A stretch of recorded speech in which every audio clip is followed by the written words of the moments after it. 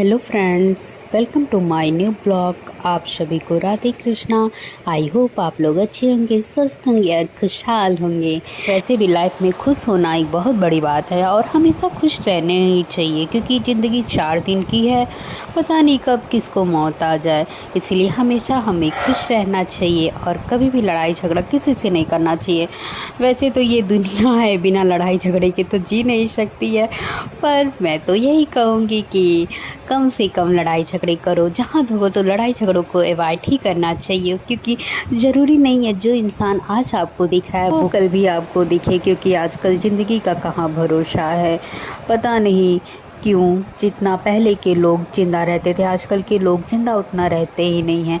इसका एक कारण ये भी है हमारा खान पान, प्लस और बहुत सारे लड़ाई झगड़े विवाद, इन सब से बहुत सारे टेंशन होते, और टेंशन से ही आदमी को सबसे ज़्यादा दुख मिलता है, और उसका रोग का एक कारण भी टेंशन है। इसीलिए मैं तो यही कहूँगी, कभी भी टेंशन भी ज़्यादा नहीं लेनी चाहिए और हमें एक दूसरे के साथ मिलजुल कर खुशी से रहना चाहिए, और छोटी छोटी बातों को लेके कभी भी लड़ाई नहीं करना चाहिए। ये मैं नहीं कहती हूँ कि अपने हक के लिए लड़ो नहीं, पर हक के लिए ही, दूसरे का हक कभी नहीं लेना चाहिए।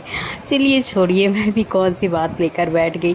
मैं भी आ गई नहा धो के अपने लड्डू को जगाने। लड्डू को जगा कर उनके श्रृंगार कर मैंने उनकी पूजा अर्चना की। उसके बाद फिर मैंने उन्हें भोग भी लगा दिया और ख़ुद भी मैं चली आई नाश्ता करने। नाश्ता करने के बाद फिर मैंने खाना भी बनाया। खाने में मैंने पूरी और सब्जी बनाया था लड्डू के लिए, तो मैंने लड्डू को भोग लगा दिया। कुछ देर बाद जो लड्डू का भोग था उसको मैंने खा लिया और आ गई मैं अब कुछ देर बाद अपने लड्डू के साथ खेलने, क्योंकि मेरे लड्डू ऐसे ही अकेले बैठे रहते हैं तो उनको भी अच्छा नहीं लगता। फिर मैंने अपने लड्डू के साथ थोड़ा सा खेला और फिर अब देखा कि घड़ी में 12 भी बज चुके थे, तो लड्डू को सुलाना भी था, तो मैंने लड्डू को धीरे धीरे सुला दिया पानी पिलाकर।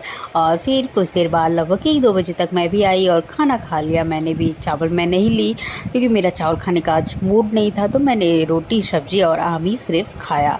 उसके बाद फिर मैं चली गई पढ़ने। वैसे तो गर्मी इतनी ज़्यादा लग रही थी कि पढ़ने का मन भी नहीं कर रहा था, और इतनी गर्मी थी कि एसी कूलर सब नहीं काम कर पाता, क्योंकि जब तक आपको बाहर सुकून नहीं मिलेगा तब तक दिन भर आप कितना देर तक कमरे में रहेंगे।